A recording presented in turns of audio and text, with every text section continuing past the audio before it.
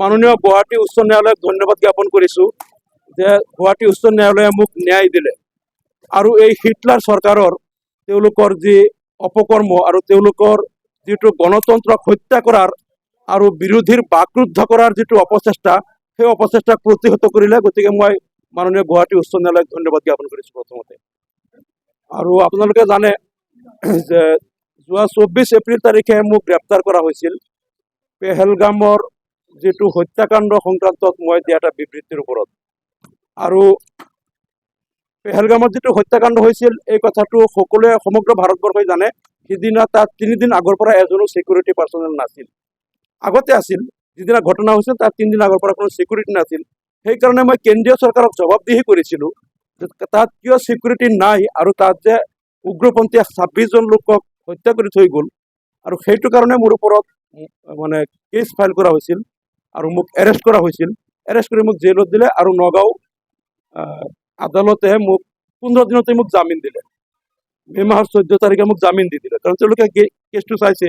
এতিয়া এই কেছটোৰ কি হ'ব, এতিয়া আদালতৰ কোৰ্টত আছে, আদালতে এইটো বাকী কেছটোৰ কি মীমাংসা হয় আদালতে কৰিব, আদালতৰ ওপৰত আমাৰ আস্থা আছে। কিন্তু যিদিনা মোক জামিন মঞ্জুৰ কৰিলে সেইদিনাই অসম চৰকাৰে তেওঁলোকে মোক ডিটেইন কৰি এটা অৰ্ডাৰ দি দিলে। নেশ্যনেল চিকিউৰিটি এক্টৰ অধীনত মোক ডিটেইন কৰি দিলে নগাঁও চেণ্ট্ৰেল জেলত।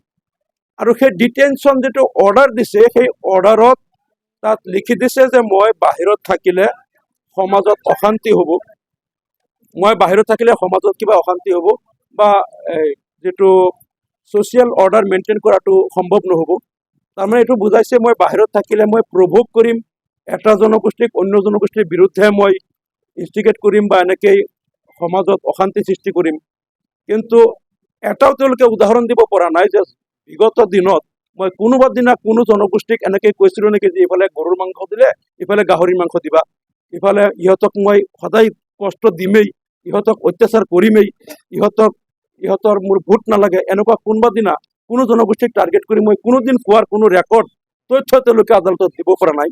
মাত্ৰ NSA লগাই মোক ডিটেইন কৰি দিলে। তাৰপিছত কথা হ'ল যেতিয়া আমি হাইকোৰ্ট কৰিলোঁ, হাইকোৰ্টত এটা সুদীৰ্ঘ দিন এইটোৰ ওপৰত তেওঁলোকে হিয়াৰিং হ'ল আৰু আৰ্গুমেণ্ট হ'ল। হোৱাৰ পিছত মোক কালি মাননীয় উচ্চ ন্যায়ালয়ে এইটো যে অবৈধভাৱে মোক ডিটেইন কৰা হৈছিল, it was N illegal order of government, এইটো হাইকোৰ্টে উপলব্ধি কৰি চৰকাৰৰ এই অবৈধ ডিটেনশ্যন অৰ্ডাৰৰ খাৰিজ কৰি দি মোক মুকলি কৰি দিবলৈ চৰকাৰক নিৰ্দেশ দিছে। হাইকোৰ্টে দেখিছে যে মোক ডিটেইন কৰি ৰখাৰ ধৰণৰ কোনো তথ্য চৰকাৰৰ লগত নাই বা এনেকুৱা কোনো এক্টিভিটি মোৰ কোনো নাই।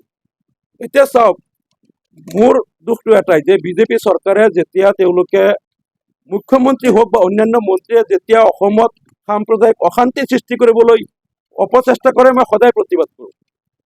স্বয়ং মুখ্যমন্ত্ৰী হওক, কেবিনেট মন্ত্ৰী হওক, আপোনালোকে জানে অশোক সিংহালে কেতিয়াবা কয় যে মিয়াক কিয় জেগা দিছে, মিয়াৰ লগত হলিগুলি কৰিলে আপোনালোকৰ লগত মই নাই। 100% মই যাক বেয়া পাওঁ তাক পাব লাগিব।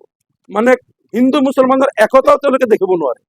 তেওঁলোকে আনকি বিজু হাজৰিকাই মুছলমান মহিলাক সন্তান জন্ম দিয়া ভিক্টৰী বুলি কয়, জয়ন্ত মল্লবৰুৱা এইবিলাক পাকিস্তান হেৰি বুলি কয়। প্ৰত্যেক দিন অসম চৰকাৰৰ কেবিনেটৰ কোনোবা নহয় কোনোবা মন্ত্ৰীয়ে এনেকুৱা এটা ষ্টেটমেণ্ট নিদিয়াকৈ এটা দিন যোৱা নাই যিটো দিনত এই ষ্টেটমেণ্টত তেওঁলোকে অসমত এটা ৰক্তাক্ত পৰিৱেশ সৃষ্টি কৰাৰ কাৰণে তেওঁলোকে মানে কঁকালত টঙালি বান্ধি তেওঁলোকে যিটো অভিযান আৰম্ভ কৰিছে সেই অভিযানৰ অংশ হিচাপে প্ৰত্যেক দিন এটা নহয় এটা ষ্টেটমেণ্ট হয়তো মুখ্যমন্ত্ৰীয়ে নহ'লে বেলেগ কেবিনেট মন্ত্ৰী প্ৰত্যেক দিন দি আছে। আৰু মোক যদি তেওঁলোকে 7 মাহ 7.5 মাহ ইয়াত ডিটেইন কৰিব পাৰে কোনো এটা ষ্টেটমেণ্ট কোনো জনগোষ্ঠীক টাৰ্গেট কৰি নিদিয়াৰ পিছতো, তেনেহ'লে মুখ্যমন্ত্ৰী 100 বছৰৰ ওপৰত ডিটেইন হ'ব লাগে। তেওঁ এতিয়ালৈকে যিমান তেওঁ ষ্টেটমেণ্ট দিছে সমাজত অশান্তি সৃষ্টি কৰাৰ কাৰণে আৰু সংঘাত সৃষ্টি কৰাৰ কাৰণে প্ৰত্যেকজন কেবিনেট মন্ত্ৰী কমে 50 বছৰ 70 বছৰ 100 বছৰ 1000 বছৰলৈকে ডিটেইন হ'ব লাগে। তেওঁলোকে সদায় সমাজত অশান্তি সৃষ্টি কৰাৰ কাৰণে তেওঁলোকে দৈনিক তেওঁলোকে কিবা নহয় কিবা এটা প্ৰৰোচনামূলক কথা কয়, কোনোবা জনগোষ্ঠীক টাৰ্গেট কৰি কথা কয়। ভাগ্য ভাল যে অসমীয়া সমাজখন উদাৰ, অসমীয়া সমাজখনে অশান্তি নিবিচাৰে। শংকৰ আজানৰ আদৰ্শ অসমত বিদ্যমান আছে। শংকৰ আজানৰ আদৰ্শ লৈ অসমবাসীয়ে সদায় এটা সহিষ্ণুতাৰে আৰু সহনশীল মনোভাৱেৰে ইয়াত বসবাস কৰি আছে কাৰণে আজিলৈকে ৰক্তাক্ত হোৱা নাই।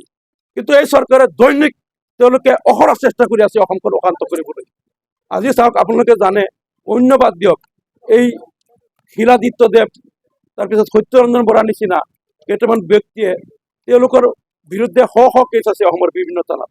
তেওঁলোকে বিভিন্ন জনগোষ্ঠীক বিশেষকৈ মুছলমান সম্প্ৰদায়ক বিভিন্ন সময়ত কেতিয়াবা মুছলমান সম্প্ৰদায়ৰ নবী মুহাম্মদক কেতিয়াবা হযৰত আয়েশা ছিদ্দিকাক এনেধৰণৰ তেওঁলোকে মানে অপমানসূচক মন্তব্য কৰিছে, যিটোৱে কেৱল মুছলমানসকলৰ ধৰ্মীয় ভাৱাবেগত আঘাত কৰাই নহয়, যি কথাটো অসম নহয় পেলাই অন্য ষ্টেট ফালে কিন্তু ইয়াত ৰক্ত বন্যা বোলেহেঁতেন।